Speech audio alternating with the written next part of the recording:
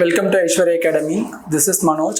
இன்னைக்கு நம்ம என்ன பார்க்க போறோம்னா பேங்கிங் அவேர்னஸ் சீரீஸில் கேபிட்டல் மார்க்கெட் அப்படின்ற டாபிக் தான் பார்க்க போகிறோம். ப்ரீவியஸ் கிளாஸில் நம்ம என்னென்னா மணி மார்க்கெட் பார்த்தோம். அதோட கண்டினியூட்டியாக இப்போ கேபிட்டல் மார்க்கெட்னா என்ன அப்படின்னு பார்க்கலாம். ஸோ கேபிட்டல் மார்க்கெட் அப்படின்றது என்ன அப்படின்னா லாங் டைம் மார்க்கெட். நான் ஆல்ரெடி சொல்லியிருந்தேன், இது மாதிரி மணி மார்க்கெட்டே நம்ம மணி மார்க்கெட்டுக்கும் கேபிட்டல் மார்க்கெட்டுக்கும் ப்ரீவியஸ் வீடியோவில் நம்ம என்ன டிஃப்ரென்ஸ் அப்படின்னு நம்ம பார்த்தோம். ஸோ அது ஒரு ஷார்ட், ஆனால் இது ஒரு லாங் டைம் மார்க்கெட், அது ஷார்ட் டைம் மார்க்கெட். அதுக்கப்புறம் அது மினிமம் 1 year வரைக்கும் தான் அதோட வேலிடிட்டி இருக்கும். பட் ஆனால் இது லோன் 1 yearக்கு மேலே எவ்வளோ டேஸ் வேணால் நம்ம எவ்வளோ இயர் வேணால் நம்ம என்ன பண்ணிக்கலாம், அவைல் பண்ணிக்கலாம். நெக்ஸ்ட் இது செபியால ரெகுலேட் பண்ணுவாங்க. கேபிட்டல் மார்க்கெட் செபியால ரெகுலேட் பண்ணுவாங்க, மணி மார்க்கெட் ஆர்பிஐல ரெகுலேட் பண்ணுவாங்கன்னு பார்த்தோம்.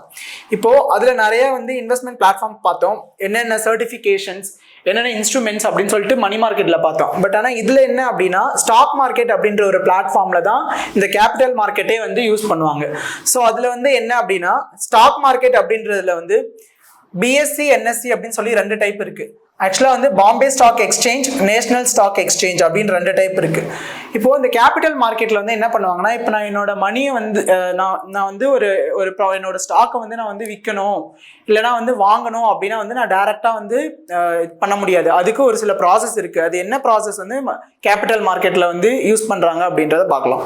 ஃபர்ஸ்ட் என்னோட ப்ராடக்ட்டை நான் செல் பண்றதுக்கோ பை பண்றதுக்கோ நான் என்ன பண்ணுவேன் அப்படின்னா ஸ்டாக் மார்க்கெட் யூஸ் பண்ணுவேன். அந்த ஸ்டாக் மார்க்கெட்ல என்ன பண்ணுவேன் அப்படின்னா ஃபர்ஸ்ட் இன்வெஸ்ட்மெண்ட் பேங்க்ல தான் நான் போவேன். ஃபர்ஸ்ட் இன்வெஸ்ட்மெண்ட் பேங்க்ல போயிட்டு அண்டர் ரைட்டர்ஸ் கிட்ட ஐபிஓ கிரியேட் பண்றதுக்கு நான் ரெஜிஸ்டர் பண்ணுவேன். ஸோ ஐபிஓ அப்படின்னா ஒன்றும் இல்லை, இப்போ நான் ஃபர்ஸ்ட் டைம் நான் ஒரு கம்பெனியை நான் ஸ்டார்ட் பண்றேன் அப்படின்னா அது மக்களுக்கு எல்லாருக்குமே நம்பணும் இப்படி ஒரு கம்பெனி இருக்கு அப்படின்னு சொல்லிட்டு.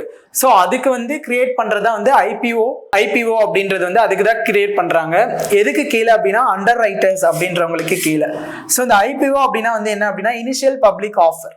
ஸோ இனிஷியல் பப்ளிக் ஆஃபர் அப்படின்னா மார்க்கெட்ல இப்படி ஒரு கம்பெனி புதுசா வந்திருக்கு அப்படின்னு சொல்லிட்டு என்லிஸ்ட் பண்ணுவாங்க.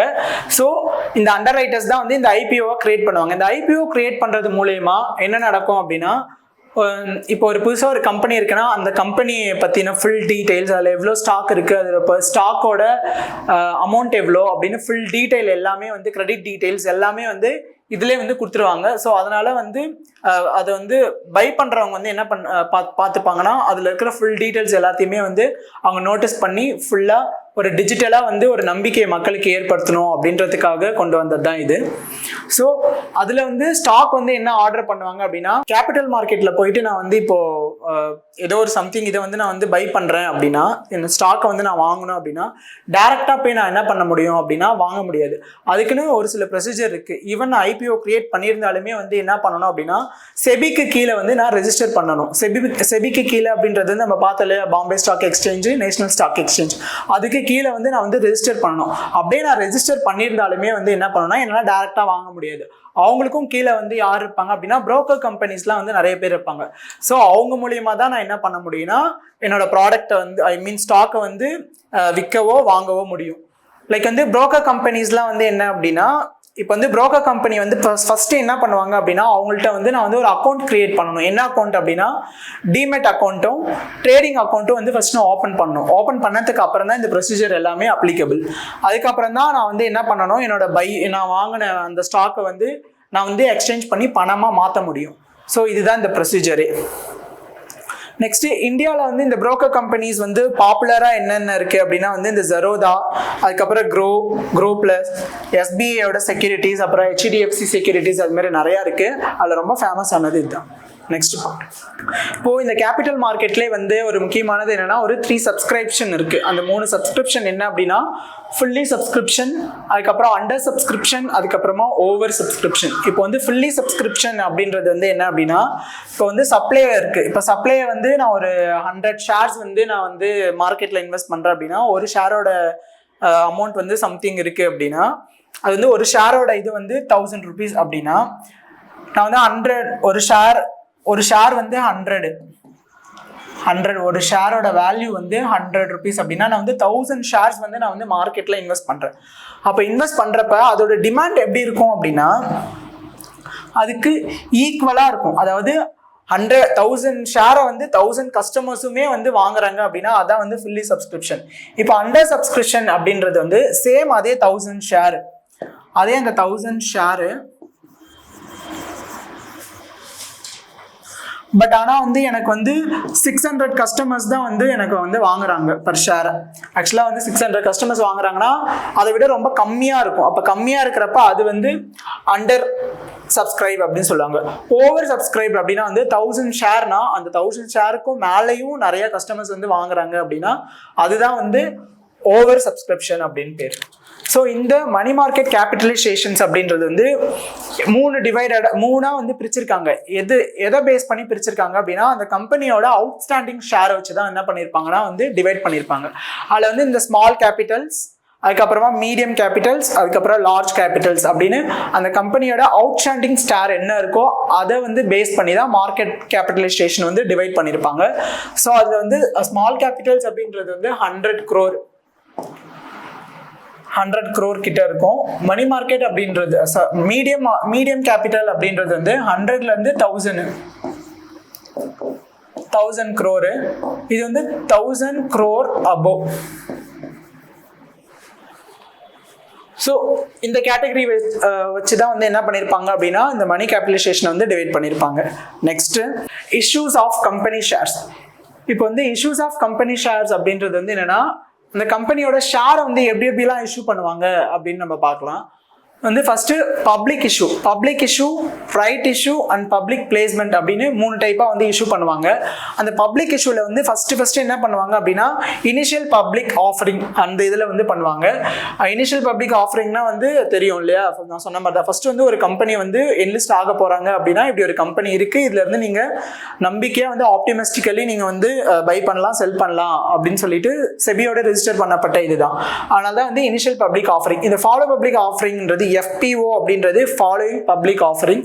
இப்படின்னா என்ன அப்படின்னா ஆல்ரெடி வந்து எக்ஸிஸ்டிங் இருப்பாங்க, ஆல்ரெடி அந்த இருக்கிறவங்களே வந்து என்ன பண்ணுவாங்கன்னா அகைன் வந்து பர்ச்சேஸ் பண்ணலாம், செல் பண்ணிக்கலாம். ஸோ அந்த ப்ராசஸ்க்கு தான் வந்து ஃபாலோயிங் பப்ளிக் ஆஃபரிங்ன்றது. நெக்ஸ்ட் ரைட் இஷ்யூன்றதுமே சிமிலர், இதே மாதிரி தான். ஆல்ரெடி ஷேர் வந்து இருக்கும், அதை எக்ஸிஸ்ட் பண்ணி கஸ்டமர்ஸ் பர்ச்சேஸ் பண்ற அந்த ஒரு ப்ராசஸ் தான். அடுத்து பப்ளிக் பிளேஸ்மெண்ட் அப்படின்றது வந்து என்ன அப்படின்னா அவங்களே வந்து ஒரு செலக்டிவான ஒரு பீப்புளுக்கு மட்டும் ஸ்டாக் வந்து எக்ஸ்சேஞ்ச் பண்ணுவாங்க, ஸ்டாக் வந்து பை பண்ணிப்பாங்க.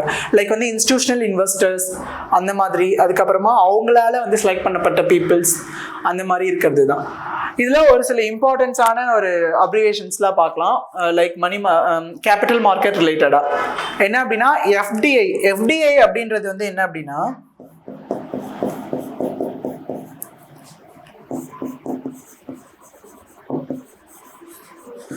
Foreign direct investment.